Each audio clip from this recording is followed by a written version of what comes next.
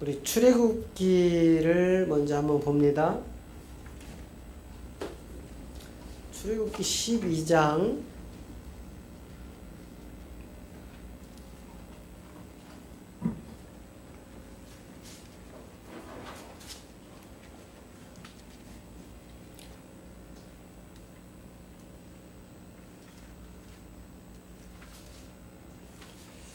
자, 출애굽기 12장을 한번 봅니다.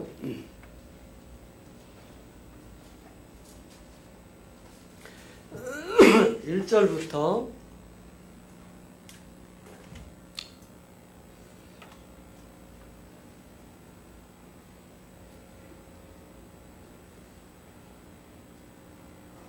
14절까지 우리 이제 같이 한번 봅니다.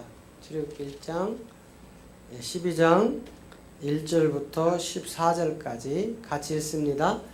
여호와께서 애굽 땅에서 모세와 아론에게 일러 가라사대 이달로 너희에게 달의 시작 곧 해의 첫 달이 되게 하고 너희는 이스라엘 회중에게 고하여 이르라 이달 열흘에 너희 매인 어린 양을 취할지니 각 가족대로 그 식구를 취하여 어린 양을 취하되 그 어린 양에 대하여 식구가 너무 적으면 그 집의 이웃과 함께 인수를 따라 하나를 취하며 각 사람의 식량을 따라서 너희 어린 양을 계산할 것이며 너희 어린 양은 흠 없고 일련된 수컷으로 하되 양이나 염소 중에서 취하고 이달 14일까지 간직하였다가 해질 때에 이스라엘 회중이 그 양을 잡고 그 피로 양을 먹을 집 문 좌우 설주와 인방에 바르고 그 밤에 그 고기를 불에 구워 무구병과 쓴 나물과 아울러 먹되 날로 물에 삶아서 먹지 말고 그 머리와 정강이와 내장을 다 불에 구워 먹고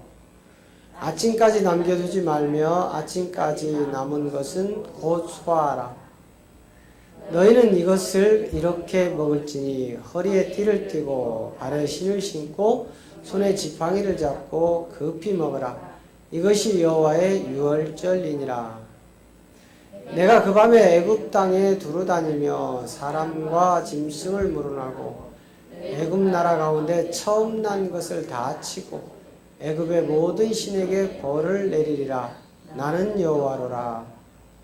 내가 애굽 땅을 칠 때에 그 피가 너희의 거하는 집에 있어서 너희를 위하여 표적이 될지니라. 내가 피를 볼 때에 너희를 넘어가리니 재앙이 너희에게 내려 멸하지 아니하리라.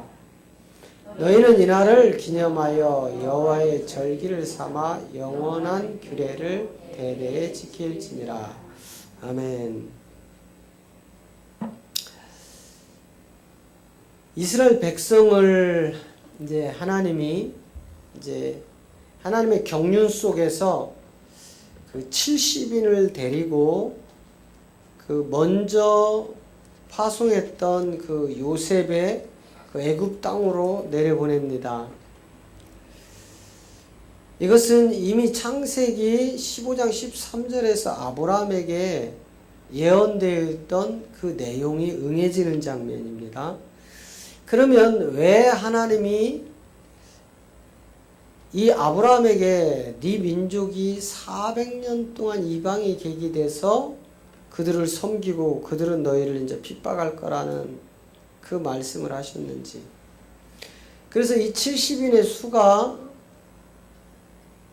요셉이 살고 있는 그 애굽으로 내려가서 고센 땅 기름진 그 옥토에서 성경에서 말하는 60만 장정만 우리가 오늘 이 시대로 이렇게 사람의 가족 인수를 대략 세어봤을 때는 약 300만 정도 되는 그 인구입니다. 그러니까 70명이 내려가서 430년 동안 300만이 되니까 엄청 뿌른 거죠. 70명이 낳고 근데 여러분 여기 70명이 낳고 할 때 이 안에 혼혈이 있었을까요? 없었을까요?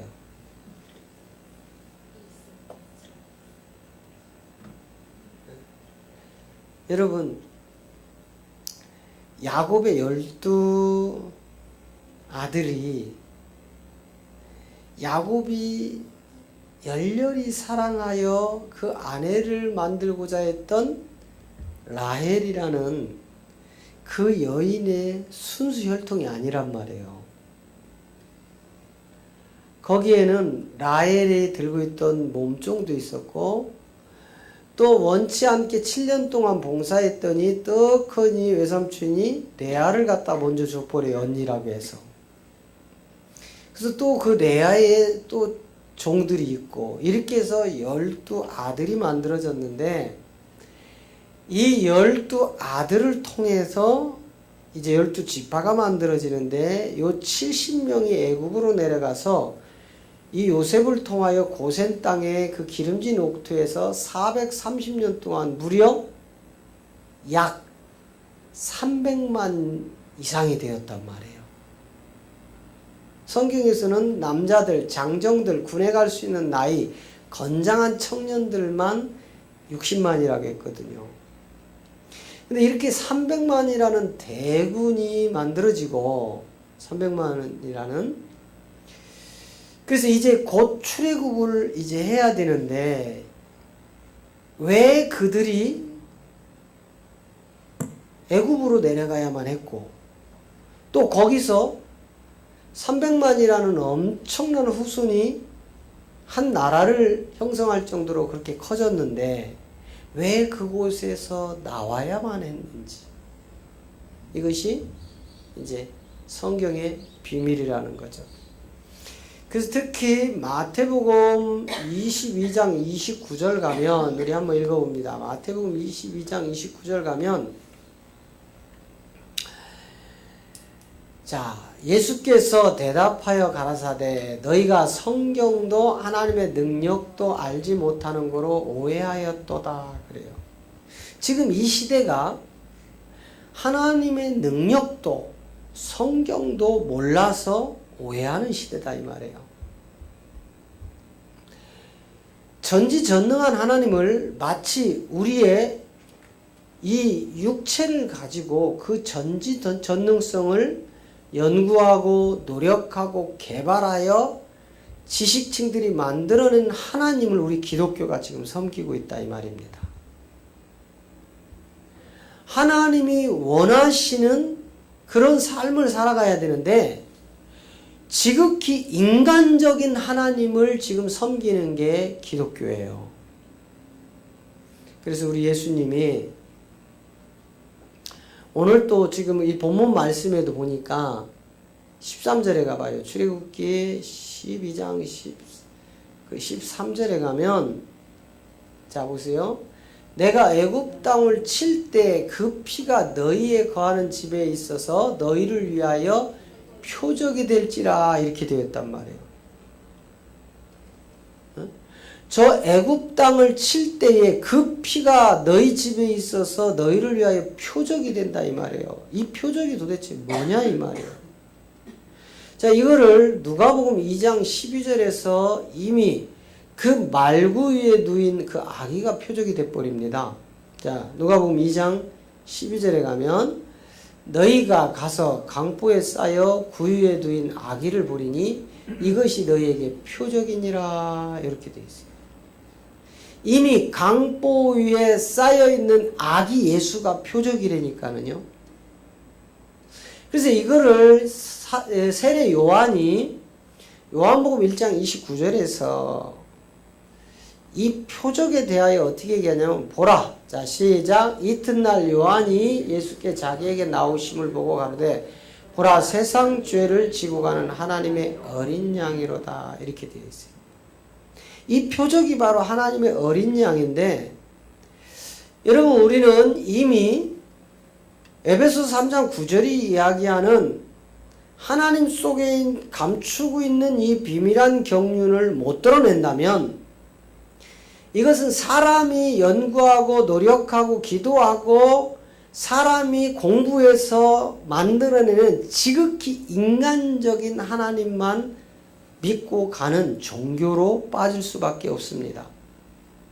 그래서 우리는 이제 이 에베소서 3장 9절이 이야기하는 하나님 속에 감추고 있는 이 비밀한 경륜을 깨달아야 되는 겁니다. 우리 같이 읽습니다.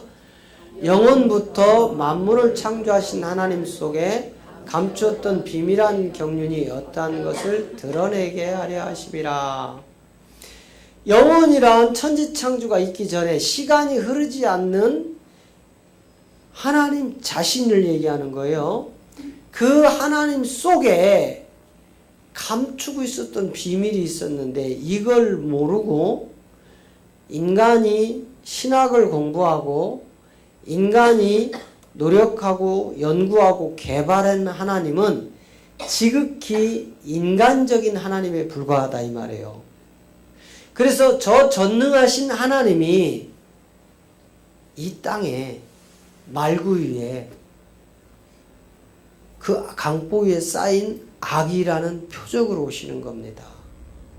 그래서 그 아기 예수가 유월절 어린 양 그 집집마다 그 좌우 문설주와 임방에 바른 피를 보고 넘어가는 이 표적이란 말이에요. 그러면 우리가 왜 하나님이 우리를 이처럼 그 험난한 세계에 집어넣어야 되느냐 이 말이에요. 이미 창세기 3장 14절을 통해서 자 우리가 사단의 종으로 팔려버리죠. 창세기 3장을 가보면은요. 자, 그 12절을 먼저 보면 12절을 보면 이제 하나님이 선악과를 먹은 아담에게 찾아오십니다. 오셔서 자, 아담이 가로되 하나님이 주셔서 나와 함께하게 하신 여자 그가 그 나무 실과를 내게 주므로 먹었나이다 이렇게 얘기를 해요. 그러면 여러분 지금 아담이 그 여자가 준 실과를 먹게 하는데 지금 왜 저 선악과 문제에 있어서도요 왜 하필이면 여자가 줘야 되느냐 이 말이에요. 아담이 줄 수 있거든요. 근데 여자가 줘야 되거든요. 그러면 이 여자가 이 선악과를 먹게 한 이유 이게 하나님 경륜 속에 감춰져 있던 것들인데 이거를 드러내야 된단 말이죠. 그 다음에 13절에 가니까 이제 자 13절에 여호와 하나님이 여자에게 이르되 네가 어찌하여 이렇게 하였느냐 여자가 가로되 뱀이 나를 꾀므로 내가 먹었나이다 이렇게. 결국은 뱀이라는 저놈은 용이잖아요. 용. 그러니까 저놈의 실체가 이제 드러나는데 계시록 12장 7절에서 9절 가면 이 용이 이제 저 뱀이 드러나죠. 자 계시록 12장에 가보세요.